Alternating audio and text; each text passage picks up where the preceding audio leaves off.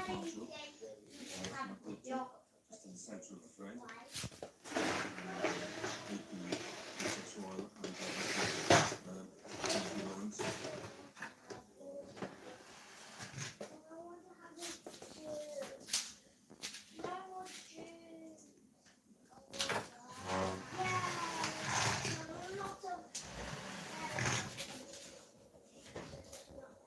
The banner, the insignia, great big whack.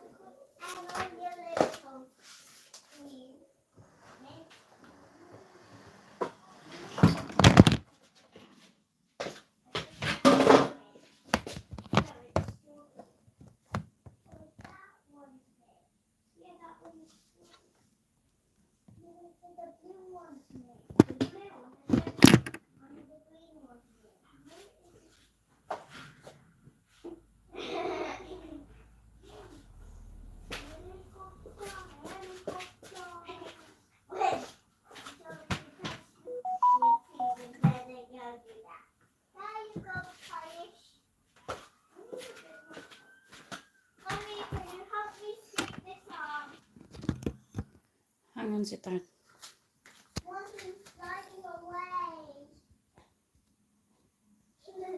The body of the late Majesty, Queen Elizabeth II.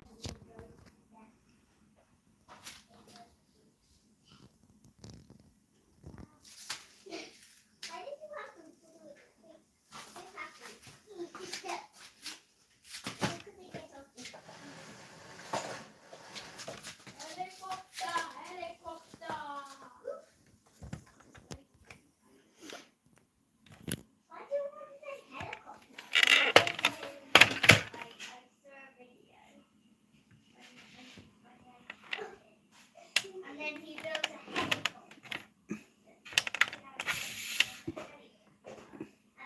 And then he duplicated it and he called it helicopter, helicopter. And he put disco lights whenever he showed that word.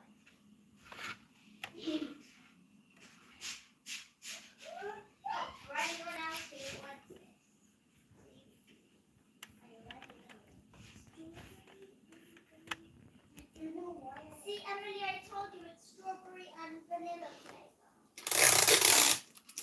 I knew it. That is correct. What is the green one? The green one is vanilla. I mean, strawberry. Yeah. And the red one is strawberry. And the green. The red one and the green. I wanted Daddy and Daddy. Helicopter, helicopter.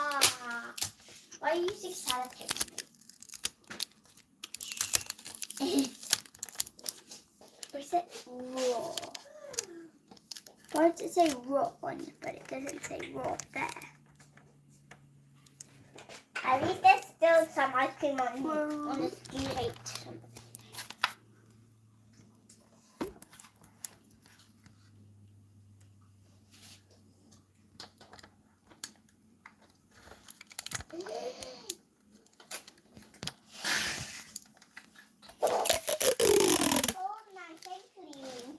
All nice and clean. Shh. Look, the Queen's body has arrived. All nice and clean. All clean. What's that, babe? Display, perfect. And the stateless will soon be setting off for central London. Oh, Mum, shall we turn this one up so there's no extra sound? Beautiful tribute from Princess Royal to her late mother. The privilege of having spent the last 24 hours with her at Balmoral.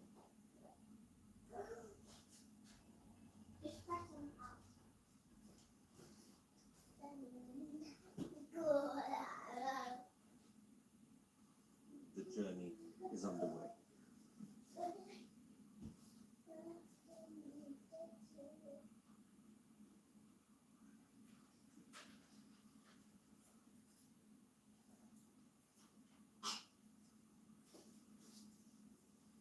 Mommy, I had cough sleep before.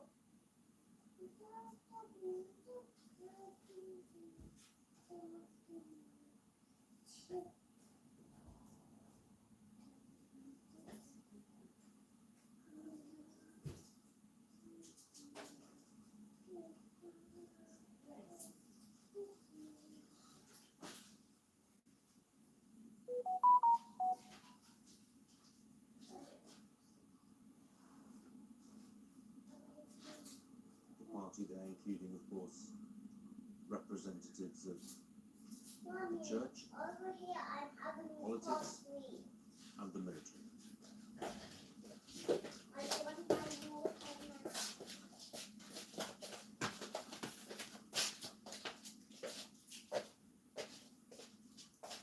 Wait 1 minute. It says rotate device. It says rotate device on it. That's where it says. Where? On the phone, it says rotate device.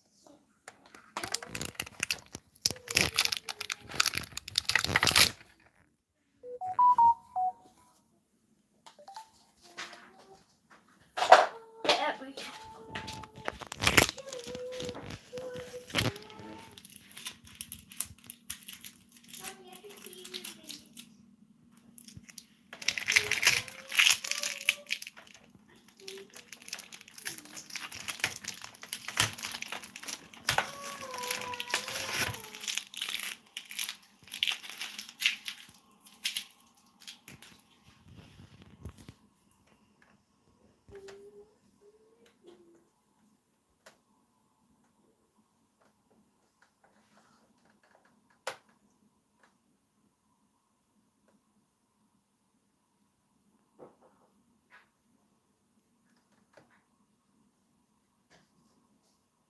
Standard of the Queen's Palace Squadron, the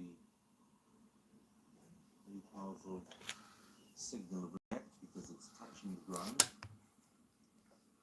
something you rarely see.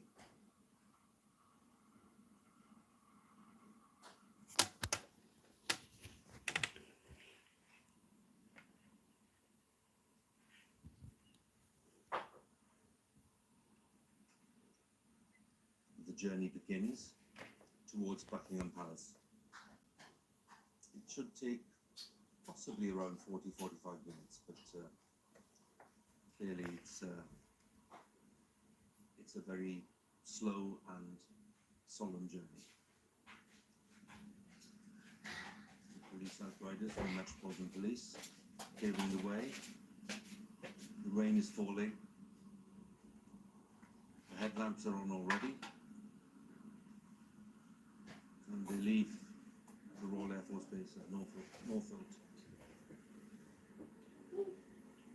on that western approach to No, aivan device. Central London. Me, it's still the wrong way round. Princess Royal will be There. joining her brother, the King, back at Buckingham Palace. My colleague Sonali Shah has been witnessing the events there.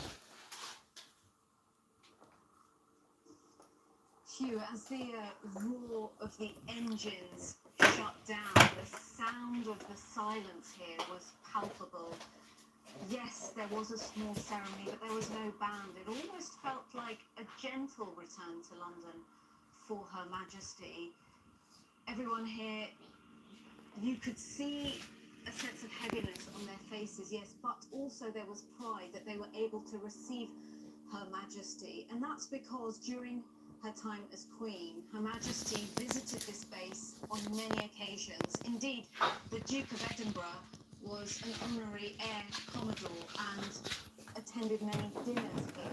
That relationship between the military and the royal family is well known. It's here where you really feel that the strength of that relationship.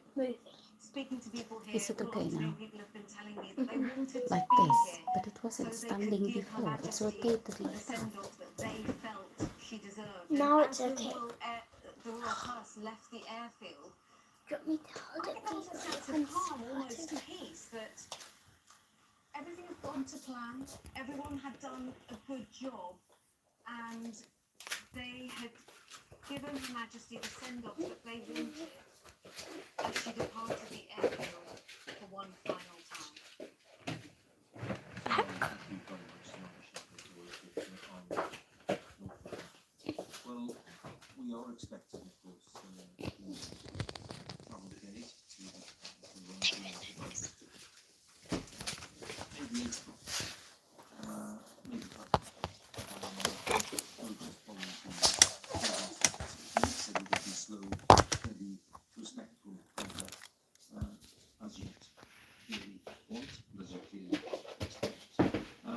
To look ahead tomorrow, when we will also have another solemn event, which will involve quite a lot of ceremony, but ceremony in the sense of showing respect, showing admiration, and conveying all of the grief that people have been feeling in recent days, and giving people an opportunity to fly past the coffin itself in Westminster Hall, where it belongs in state.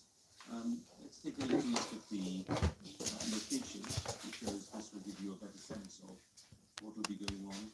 And there you have Buckingham Palace, with Green Park on the left-hand side, St James's Park on the right, and then on the left as they go up the Mall, Clarence House, and St James's Palace, very familiar buildings, of course, for the royal family, and then turning left towards Horse Guards, and across the parade, which is the scene of many happy birthday parades, along Whitehall, whilst the cenotaph where the Queen is so diligently and with such feeling pay tribute to those lost in conflicts over many years. And then into New Palace Yard and the Palace of Westminster, and the most ancient part of the Palace of Westminster, Westminster Hall. There will be a vigil, and where there'll be a lying in state by the late monarch, with members of the public being able to queue up very patiently, we hope, because it'll be a long queue to see the coffin and to show their respects. And with me two very special guests, Major General Christopher Gika, commanding officer of the Household Division, and a predecessor of this, Major General Sir Sebastian Williams. So they're both very expert in the field. I was very grateful to you very much to tell you this. I'm just thinking about tomorrow, and it'll be a very moving scene when that procession takes place from here to Westminster Hall. What can you say to viewers about the preparations that are being made? Well, this is one of three processions here to take the Queen, as you say, from Buckingham Palace to Westminster Hall to lie in state. It's followed by two others, a very small one from Westminster Hall to Westminster Abbey, just before the funeral, and then after the state funeral, the main procession from Westminster Abbey to Hyde Park Corner. So tomorrow is, in relative terms, one of the smaller ones. I think it's very evocative, and it's the royal household procession taking the Queen to Westminster Hall, where she will lie in state, to give the general public an opportunity to come and pay their respects to her. The reason I said that lots of people will be moved is because it's not to do with the scale in that sense. It's to do with what it signifies. And there will be so many people who, I suppose, have a stake in what's going on. They'll feel a personal stake in what's going on, Sebastian. I think that's absolutely true. And I think the soldiers and members of the bodyguard and the Royal Company of Archers who have the honour to be there are representing not only the rest of the armed forces, but I think everyone, providing just a little bit of physical, traditional context to focus on what is the central event, which is the lying in state of the monarch.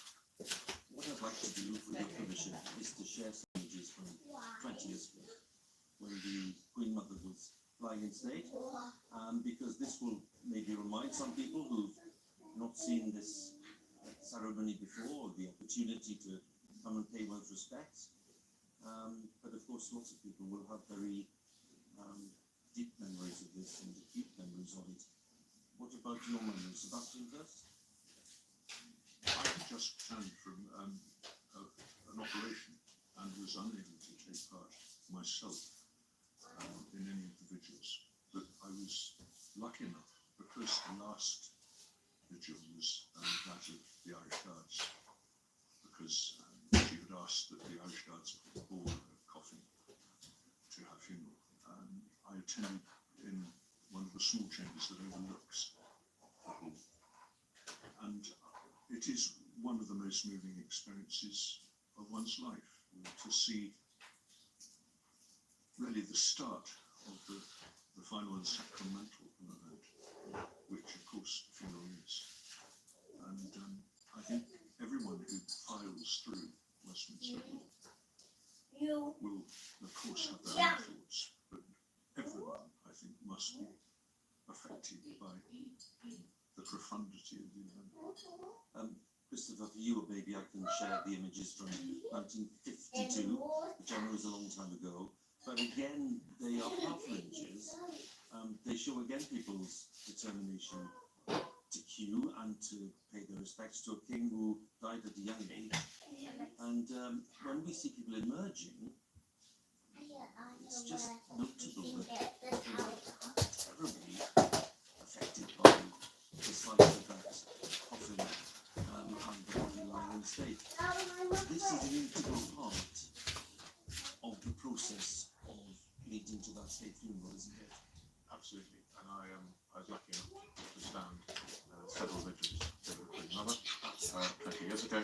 And I was very struck by, as Sebastian says, by this incredibly powerful image in such a historic building, which has seen hundreds of years. I found a And there you are, being part of history being made, the public flying past, and you have the privilege of standing guard over this incredibly iconic member of the royal family.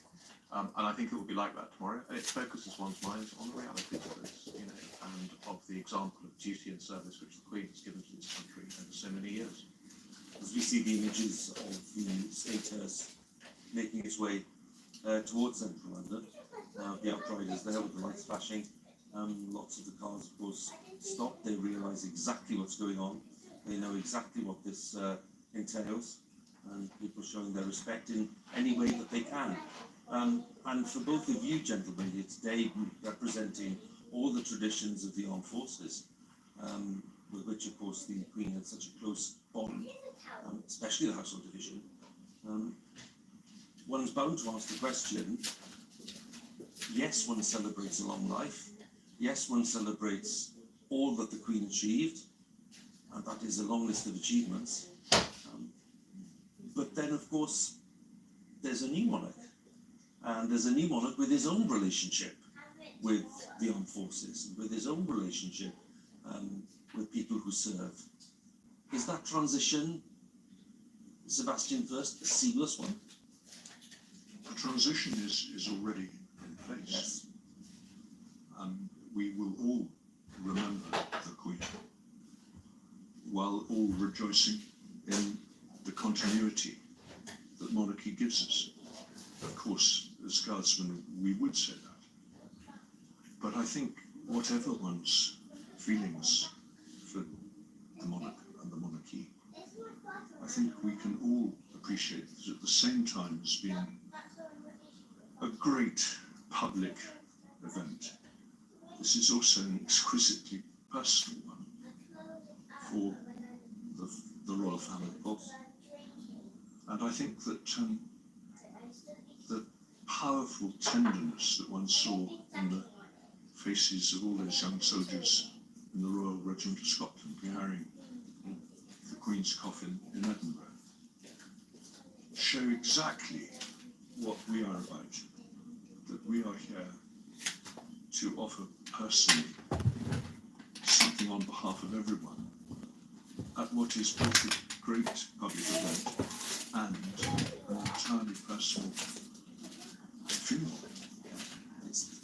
It's the state event, but it's an event which touches every individual, and that's the powerful blend, I suppose, isn't it?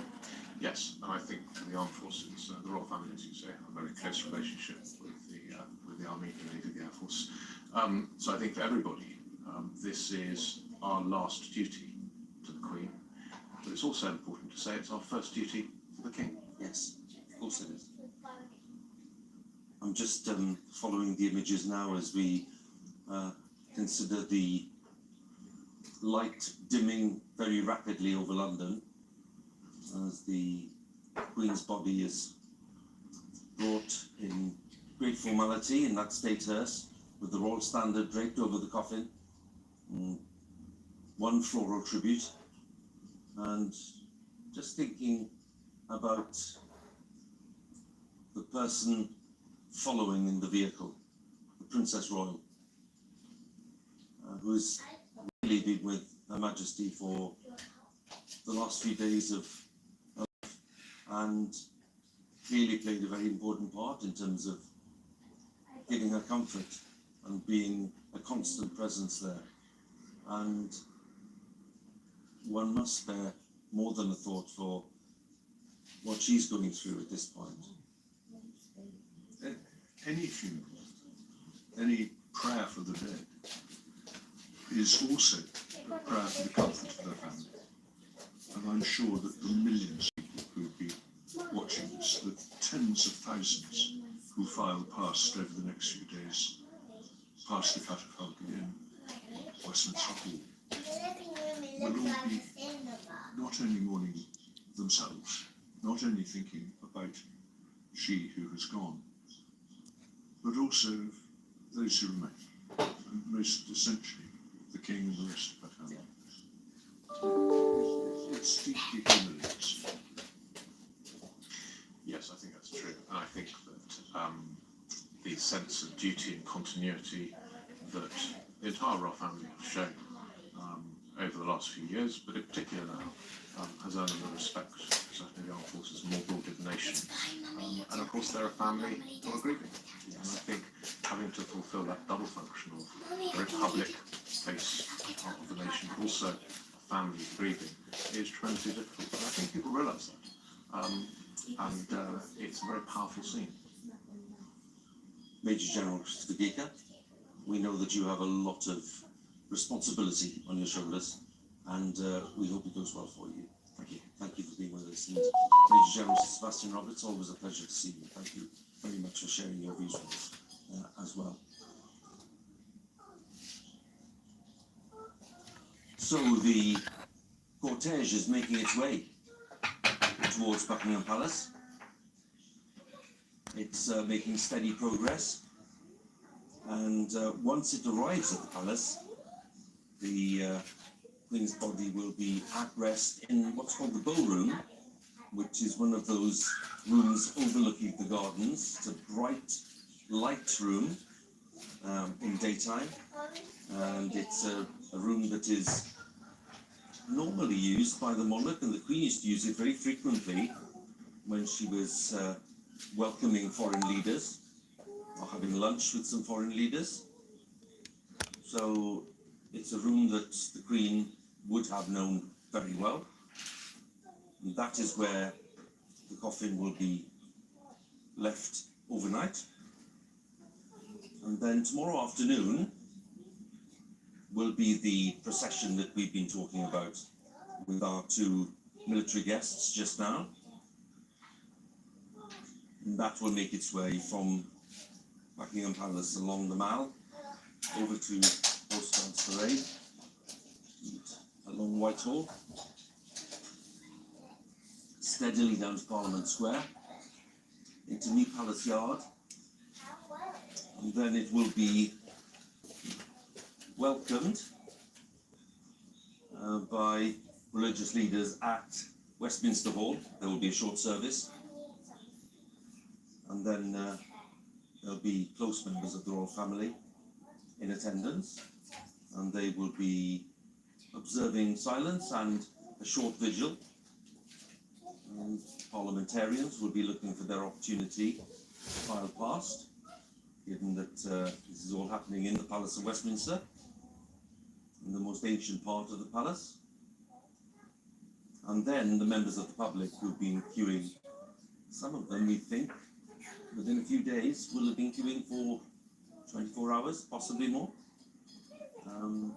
Judging by the response already and people's determination to show respect and to show affection and to show their grief, but to show their gratitude as well, for all those reasons. And the sense of saying goodbye to a monarch who's served the longest period in the history of the monarchy in these islands. It is a remarkable thing. People want to be part of that story, understandably. So that's what's coming up in the next few days. And the Lion in State will be going on day and night until 6:30 on Monday morning. And that is the day, of course, of the state funeral itself. Well, again, we expect an event on a scale that most people haven't seen before. Certainly the United Kingdom. The Queen Mother's funeral was, of course, a major and an important event, as was the funeral of the Princess of Wales. But this is the funeral of a monarch. It's different, and the scale will be different, and the effect on people, judging by what we've seen so far, will be different. As we stay with these images and as we follow the state hearse on its way to central London, let me introduce my guests as we look at the images. We have India Hicks, who's kindly joined us. We have Claire Balding, who's kindly joined us, and we have Robert Hartman, the writer and the author and the Daily Mail journalist. All of you a very warm welcome. Thank you so much for joining us. If you don't mind, Claire, I'm going to start with you because of your long-standing links to the royal family, which manifest themselves in different ways, not least with horse racing, but because you've known the Queen and met her in different contexts. And for lots of viewers, it's always a thrill to be able to understand what the personality is and what the passions are. And for those tonight watching these images, which of course are solemn and sad images, what can you say to counterbalance a little and tell us about this remarkable woman? I think you've talked a lot about what the Queen has given in her official capacity and that sense of duty and extraordinary hard work and the hours and the days and the months and the years, the decades put into the role of being Queen. But away from that, when given the opportunity to indulge, if you like, in a passion, those passions were horses and dogs. And yes, the racing, the horse racing was the thing that she shared with the public, and it's quite difficult for any monarch to share a passion with a huge number of people, because normally passion is something you do on quiet. You have your interests and you can't necessarily share that in front of a crowd. But with racing, an extraordinary wide variety of people are involved in the sport, and the Queen loved to come to the stables in particular, to be there early in the morning to see the horses on the gallops, or to be there for evening stables, to talk to all of the grooms. And that was true whether it was racing stables and looking at the Olympic athletes of the equine world, or with Highland and Fell ponies up at Balmoral, or obviously the horses at the Royal Mews at Windsor, and also loved her dogs. Yes, clearly, in all of the lovely archive material we've been showing, there are dogs everywhere. The corgis are everywhere. The dorgies as well are everywhere. And judging by the response from viewers, I have to say, they like the dogs as much as they do the horses. It's a nice thing. And that scene, the famous scene, obviously with Daniel Craig, that was shown at the opening of London 2012 Olympics, when the corgis lead the way down the corridor, that is what happened. They would lead the way. They knew exactly where they were going. They knew what time they were doing it. They, were right around playing with toys along the way. And to see the Queen laughing and smiling because there was a shared experience, that everybody was looking at something else, not at her, and she was part of the crowd. And I think that's why racing for her was such a a wonderful thing to be able to enjoy. And she was a very, very successful breeder and owner, and loved that scene. You know, she liked to talk about horses and about animal behaviour, and was really visionary actually in the way she thought about it, always introducing new ideas. I'm not sure whether any of the dog training ideas will have worked, because corgis are notoriously naughty. India, your mother, Lady Pamela, of course, was lady in waiting to be Queen. And you indeed had your own links to the royal family. I'm thinking about you being a bridesmaid back in '81 at the Charles and Diana wedding. When people ask you about an event like this, when you think about what this represents, you think about people, thousands of them behind us, wanting to show their respect. What is it about the Queen's contribution that you think really touches people? Is it the fact that she just had a sense of duty that was unshakable? Because many people saw her slightly aloof. The great thing about what Claire's saying is it's building up a portrait of a personality and a character. What is the Queen's quality, the magic that brings people out in their thousands like this? I think that she was so exceptional in the way she came to the job so young. She made a promise that she kept. She never put a foot wrong. She was wise in so many ways, breeding, normal everyday life. She just set an example that none of us have seen, or probably will see again, because she had so much time to finesse the role. But she just was able to bridge being a monarch, being a mother, being a grandmother, with ease. And I think her faith was an incredible part of what made her so exceptional as well, and very open with that, and very accepting. And I think that made us all feel very hugely impressed by this woman for so many years. Robert, we were looking yesterday at that wonderful service of Thanksgiving and reflection in Edinburgh. And of course, now we're seeing these images of the Queen's body being brought back from Scotland to London. When we talk about qualities, you've written a lot about the Queen. When we talk about qualities, what are the ones that come to the fore that really do connect with people more than someone is a monarch and they must be respected because they're a monarch, but the personal qualities that manifested themselves in a way that they connected with people? Well, Hugh, I think, you know, we always hear about her sense of duty and service, and that goes without saying. But I think Claire touched on it there. That the way that we all feel we can relate to her in some way. I think, you know, the Prince of Wales touched on that just behind us here at Buckingham Palace at the time of the Platinum Jubilee, when he said that the story of her life is the story of all our lives. Everything about her life, it sort of punctuates all our lives. We remember where we were at the Silver Jubilee, or at the Royal Wedding in 1981, or the Golden Jubilee, whatever.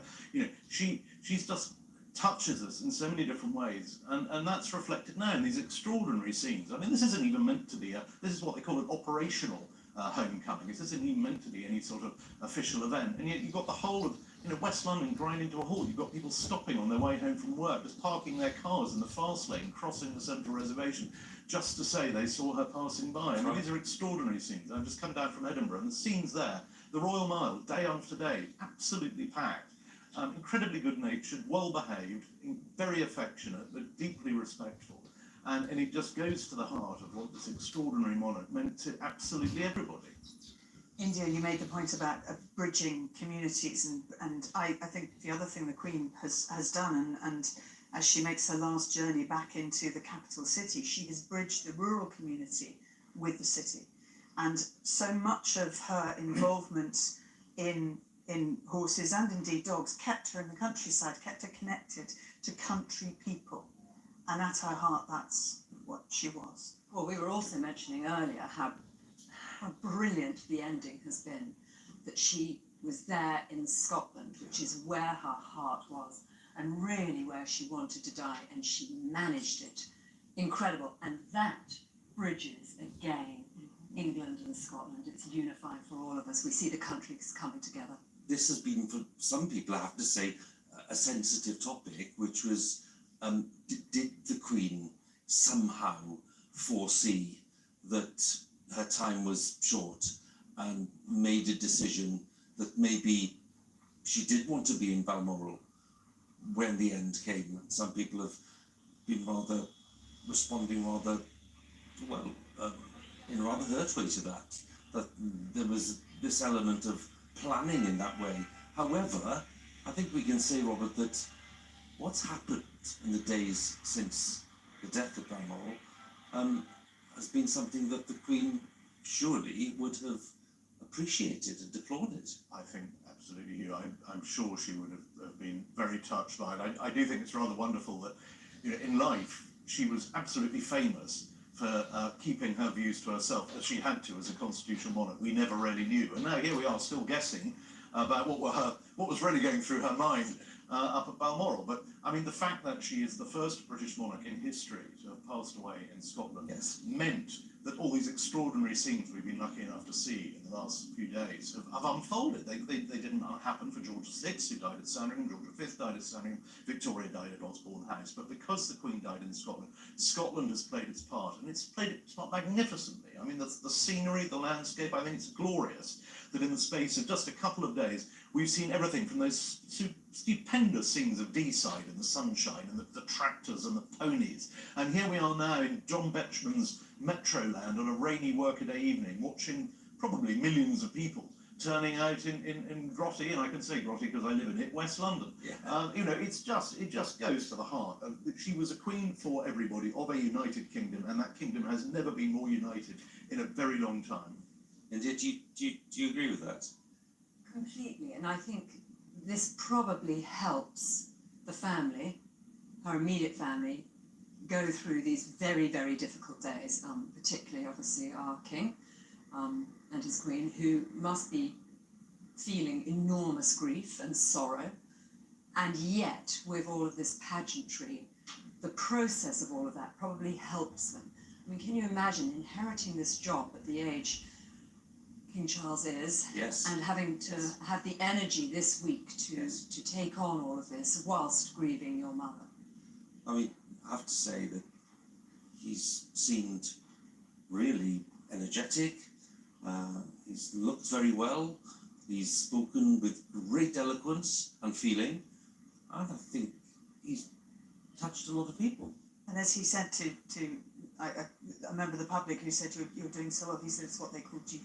Duty, yes. And there, in that word, we understand everything the Queen represented, everything the role as monarch represents, and everything he understands it to be.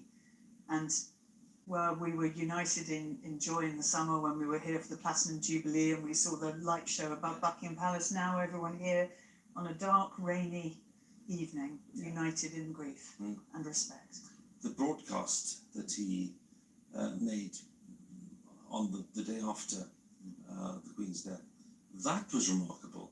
It was remarkable for the controlled emotion of it, the eloquence, and the power of the message, because clearly a lot of thought had gone into that, and you felt very strongly this wasn't something that had been written by officials. This was Charles speaking.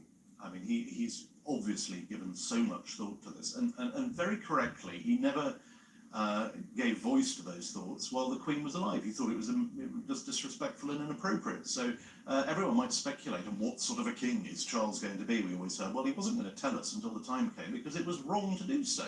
And suddenly now he's king. We've seen this reign begin at pace, the way he has been touring the Union, making sure he's going to all corners of the kingdom, Wales still to come, of course, Yes. and just taking this message, you know, this is one kingdom, this is a united kingdom, I am your monarch, but there's a humility there.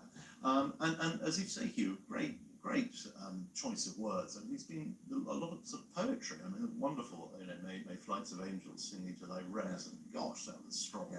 But quoting Robbie Burns in Scotland, I mean, he really, I think, has just captured the mood, and very reassuring. It's very important for monarchy to reassure people in times of great crisis and turmoil, and we are in one, as we say goodbye to our Queen, and yet he has definitely stepped up to the plate, I think. When we see, and we expect it to be, by the end of the 4 days, millions of people eager to come to show their respects, eager to file past the coffin. There'll be scenes that we've just not had the opportunity to see in the United Kingdom for a long time.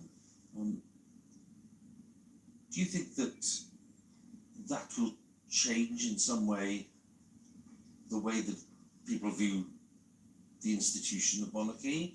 Is the whole process that we're seeing now and the attempt to slowly modernise parts of it, which Charles has been clearly planning to do for quite a long time, is this process of grieving for the longest serving Queen in our history, longest serving monarch in our history, is that process going to lead to people being able to look in a different way at what the monarchy is, or is that asking too much?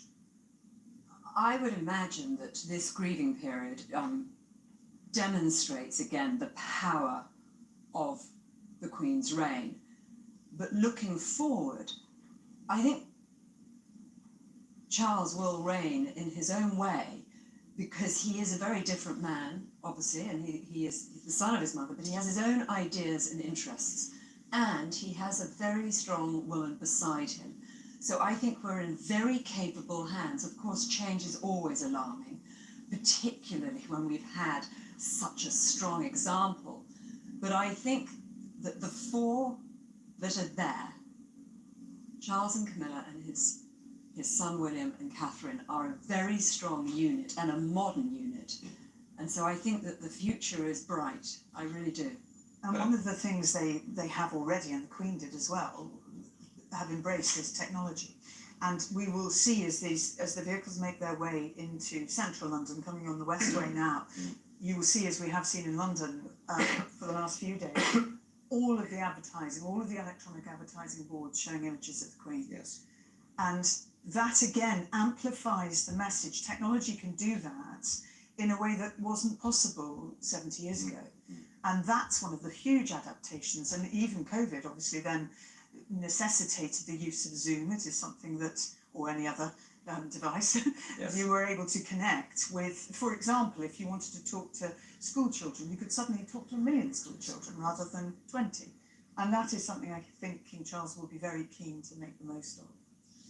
Well, let's take a look at Buckingham Palace and the scene here on this rather wet evening. But you can just about make out the crowds who are around the Queen Victoria Memorial there, which dominates the circle in front of the palace itself. The palace is lit, and of course we now know that the King is in residence in Buckingham Palace. He'll be joined very soon by the Princess Royal when the state hearse arrives back at Buckingham Palace. Well, if they're on the Westway, and Claire correctly spotted where they were. They've just come off at Paddington, I think, haven't they? That's right, so there's not long to go. So why don't we just pop outside, and my colleague Clive Myrie is on the Mall with some of the people waiting there. Clive? Hugh, the nights are drawing in a little quicker now, aren't they? And for the thousands of people who are here all the way down the Mall behind me, to my left, to my right, all the way up to the gates of Buckingham Palace. Many of them, they've been here so long, they will have seen daylight turn to twilight and now to nighttime as they await the arrival of the Queen's coffin. I have to say that despite the fact that there are so many people here, it is really quiet. There is a hush. People are huddled together underneath their umbrellas, trying to keep the chill off. But there is a hush, there's a stillness, there's a solemnity here as the Queen makes her final journey to her old home. And I just wonder, given all the pageantry that we've seen over the last few days, the ceremonial I's that have been dotted and the T's that have been crossed, if this will be a moment for these people where it actually hits home that the Queen is no longer with them. The thousands of flowers that have been left here over the last few days, they've been moved to nearby Green Park, and every one of those bouquets represents an individual, a person, a family paying their own respects to the departed monarch. And it has to be said, and we need to remember this, tonight is the last night that the Queen's closest, her family, will have her to herself, to themselves, because tomorrow she will be back with the people.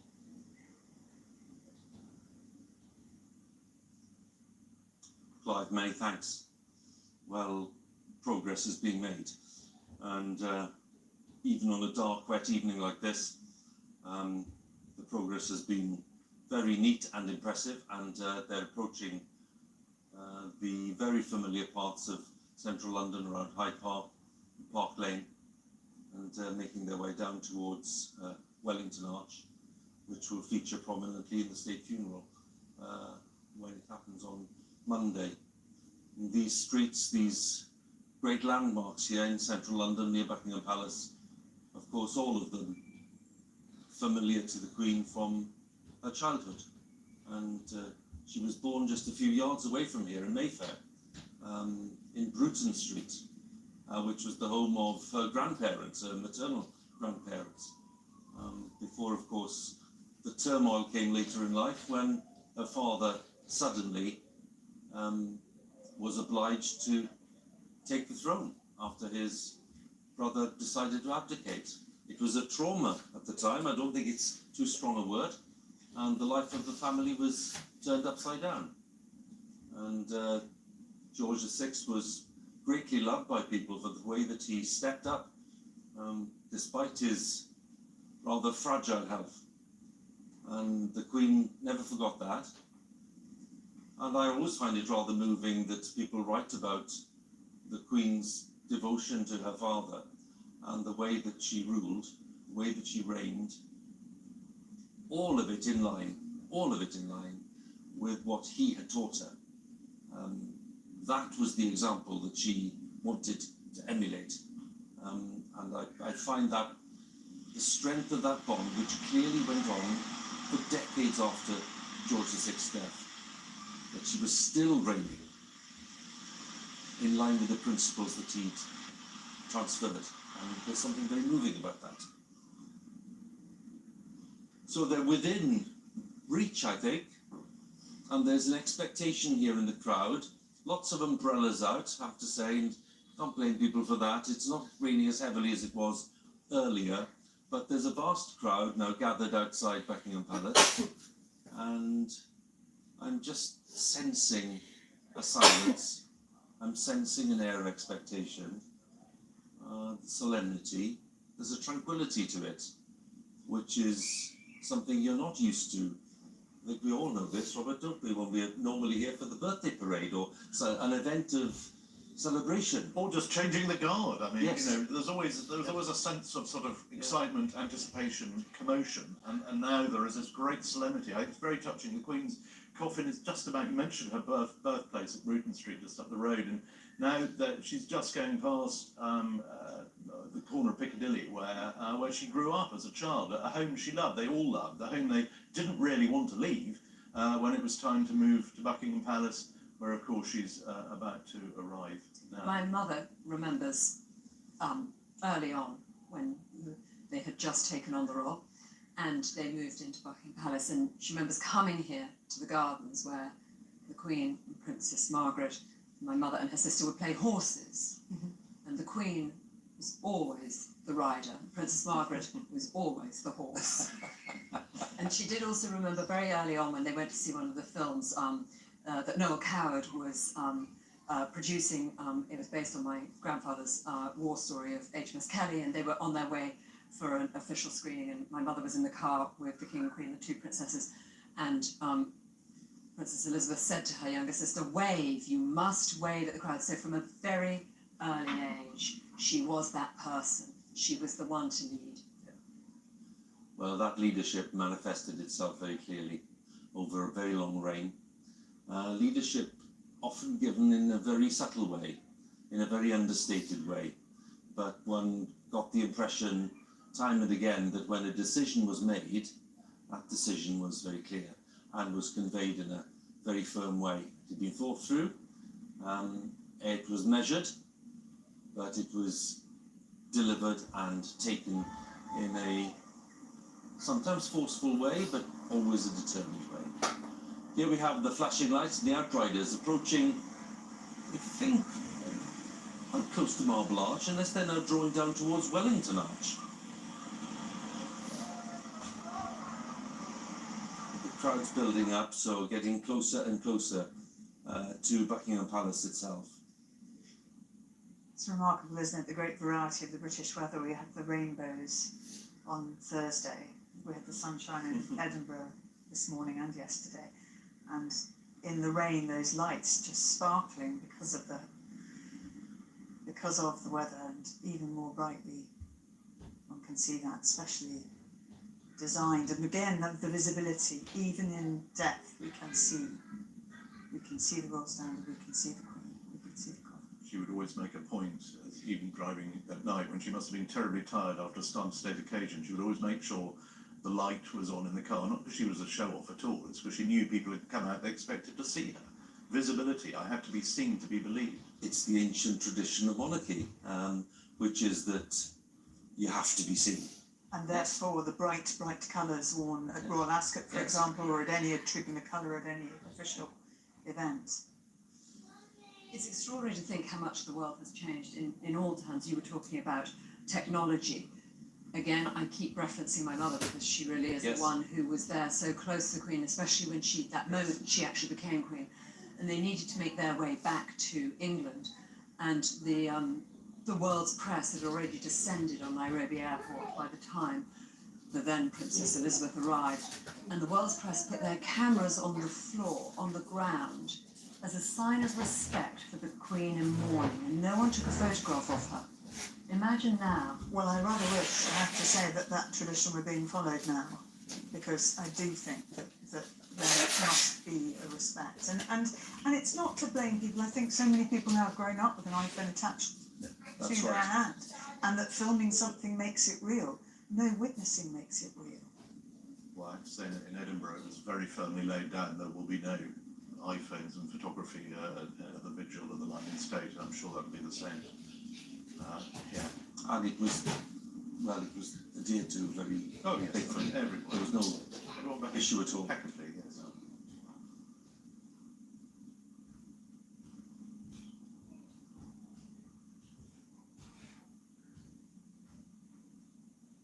It's coming down Park Lane, coming up to Hyde Park Corner, I think. So we can see a big police presence there as we come to the southern end of Park Lane.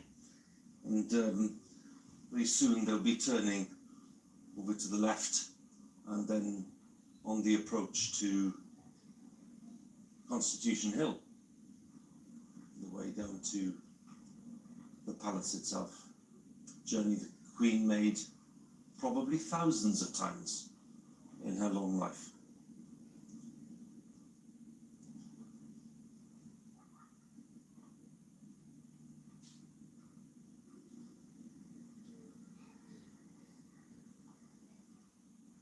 And as we wait for the State hearse to come onto the final approach here to Buckingham Palace, we just reflect as well on the fact that we have family members inside the palace who are waiting. They're waiting for the arrival principally of their mother's body. This is Charles and Anne. Not sure, Robert, at this point where Duke of York or Earl of Wessex are, whether they're there as well. They may well be. I think that during the course of the evening, this is the family's last chance to have that private farewell. We would expect the family, obviously, to stand vigil in Westminster Hall, but tonight is the nearest. And yeah, of course, they're now in, I suppose, what you would call the home straight. The final furlong. Princess Royal obviously following behind. And that was a very moving statement, wasn't it, that was released from the Princess Royal at 7 o'clock. Yes, heartfelt and timed in a very deliberate way for the return to London. Princess Royal waited. Here at Buckingham Palace, the outriders have just gone past.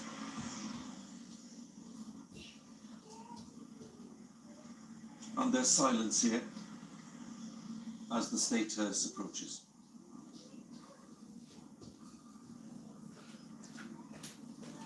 Her late Majesty Queen Elizabeth II turns to Buckingham Palace one last time.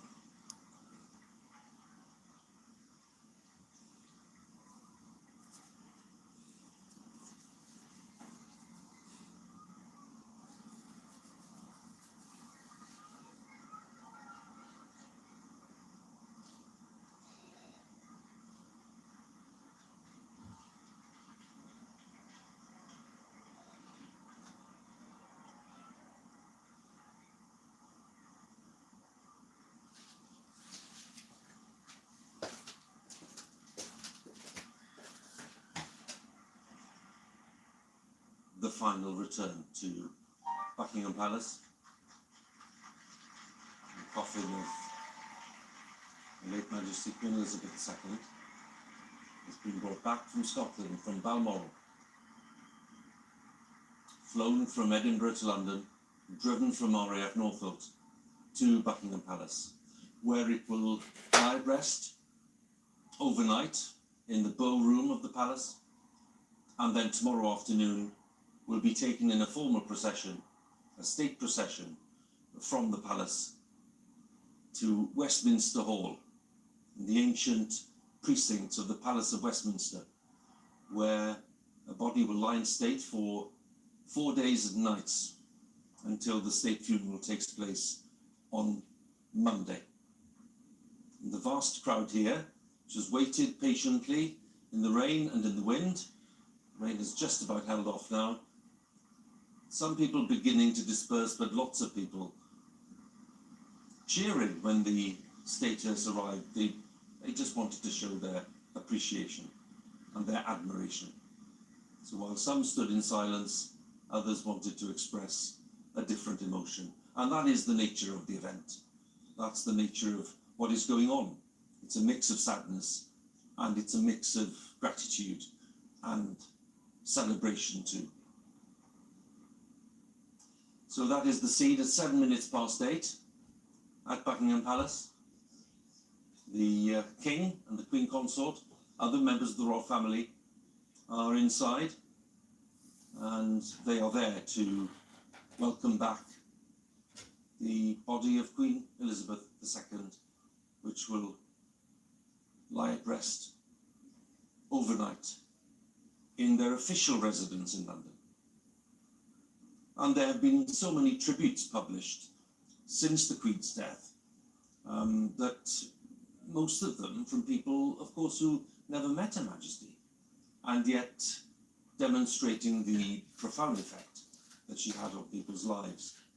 But some of the most illuminating tributes, I have to say, including the Princess Royal tonight, have come from members of the Queen's close family, including her children. There are various things that the Queen's managed to achieve over all those years. I think probably providing the stability and the continuity over that length of time has been, I think, an immensely important part of in a sense, what she's achieved. There are so many different things that she contributed to being head of the Commonwealth for so many years and helping to maintain its integrity. Her position helped, I think, so much to cement what is a truly astonishing association. And we've talked a lot, my mum and I, so that's always been a great help to me, to hear her perspective on what goes on.